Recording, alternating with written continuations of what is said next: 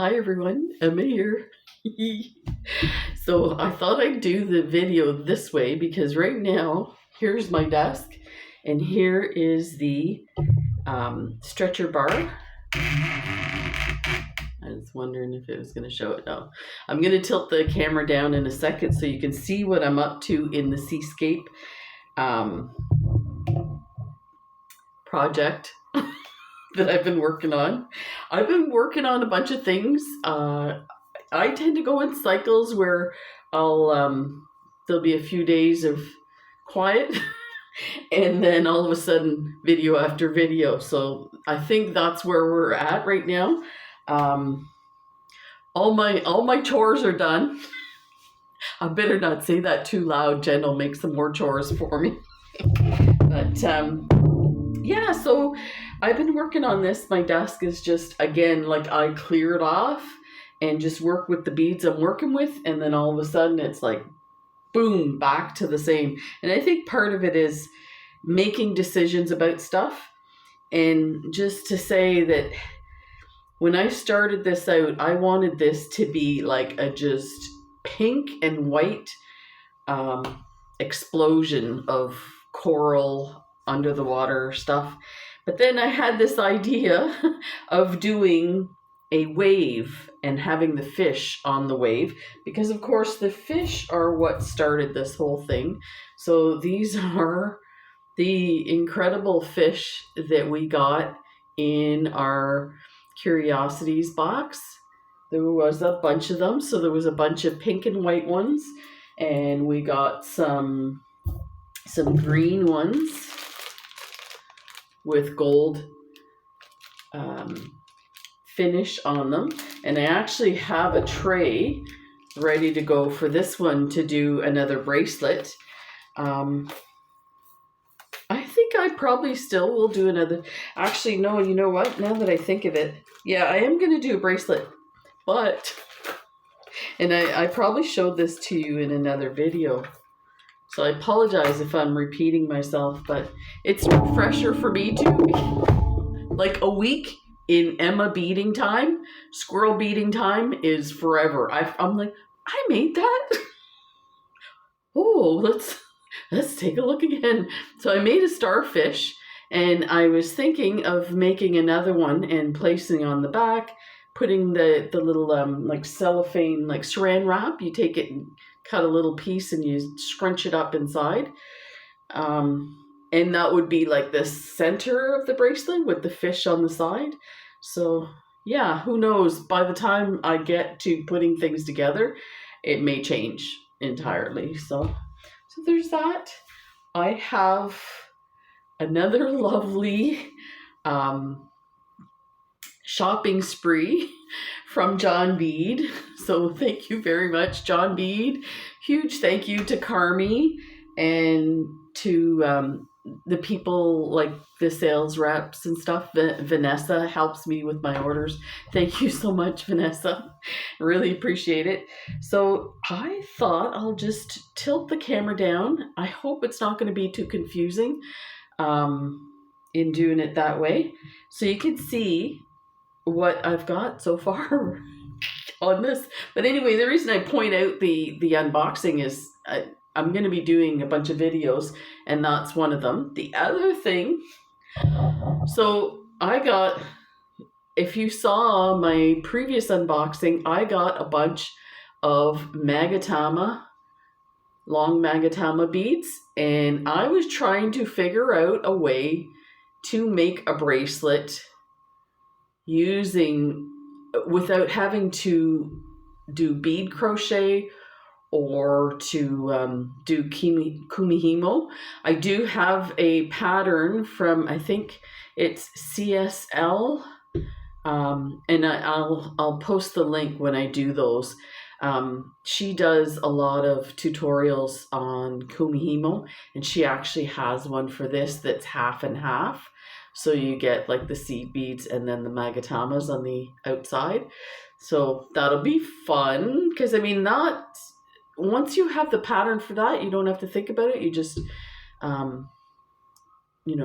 put your threads wherever they go to kind of weave them. But anyway, this is peyote stitch. You can do this in brick stitch. I've only made a couple of projects in brick stitch. I'm sure it would be pretty straightforward, but I don't feel comfortable teaching people how to do it when I don't know.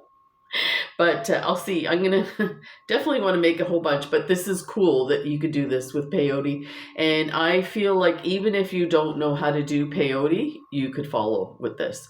This, I think, would be a design.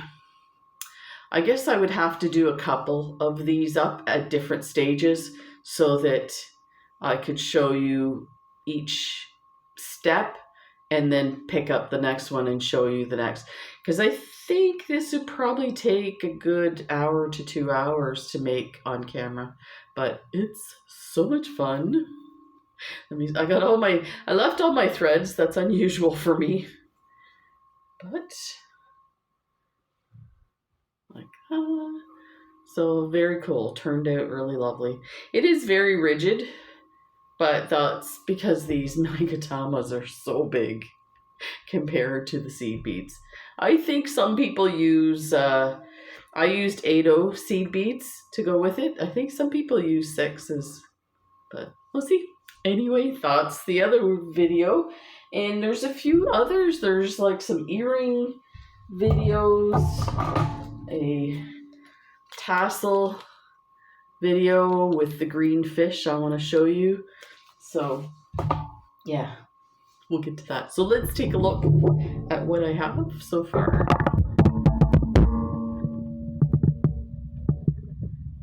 Let's see if you can see that there. Let me get some more light to get rid of that shadow. Too much light? Yeah, I think that might be too much light. We'll just put that over there.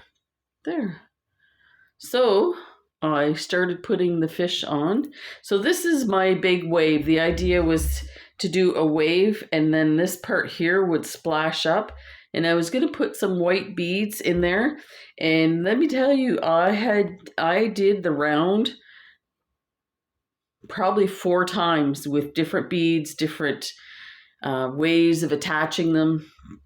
And it didn't look right at all. So I thought, you know what, I'm just going to leave it like splashing water. And but this part was fun. This is all super duos. Oh my gosh. So I'll do a reveal video where this is off the stretcher board so I can do it on my desk. You can get a better view of all the, like I put some lovely leaves, pink leaves here. And you know, that's the other thing. When I was doing this wave, these leaves kind of came down a little more so you could see it. You could see there was little tube beads like bugles holding these guys up, and they're kind of moving a bit. So I would have preferred to have that, but once I got started on this, it really pushed everything together. But you know what? It's the first time doing one of these things, so you know, you learn and figure things out as you go. But it's still pretty spectacular. Oh, and by the way, so this, you can see the crinoline or whatever netting that I use for this. It was super tight, and because this is so big, it's stretched it or it's loosened it off of the bar when you lift.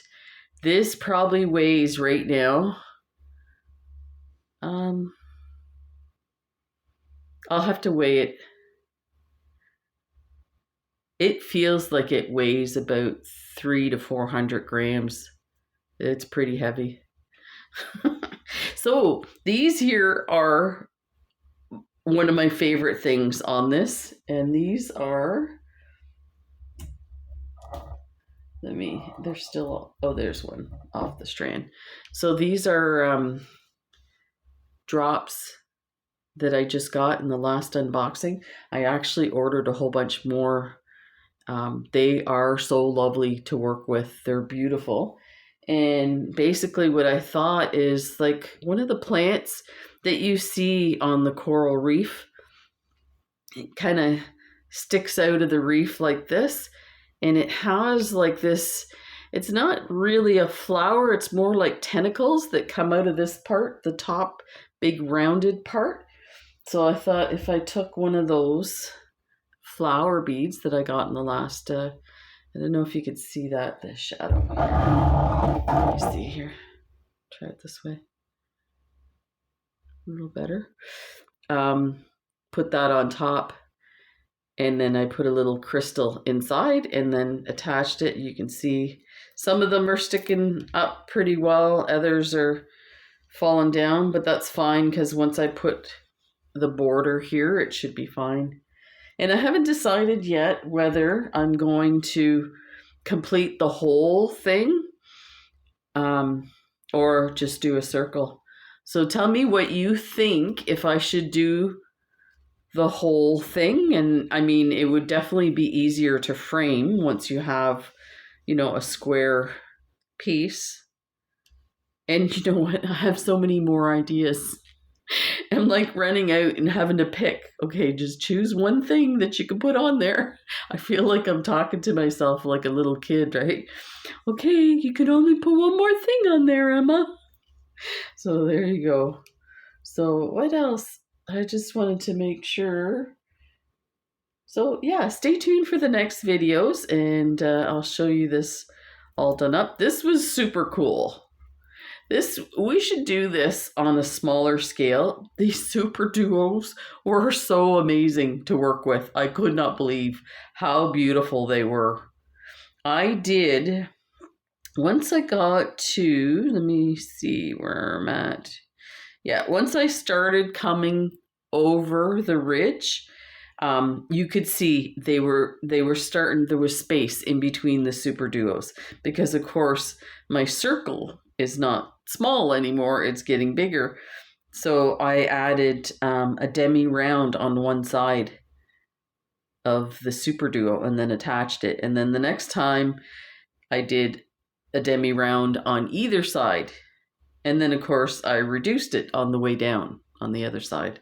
So yeah, this comes up too. You can see, look at how it flips up. It's too bad I couldn't get it to, like, it looks like water when you do it that way. Very cool. Anyway,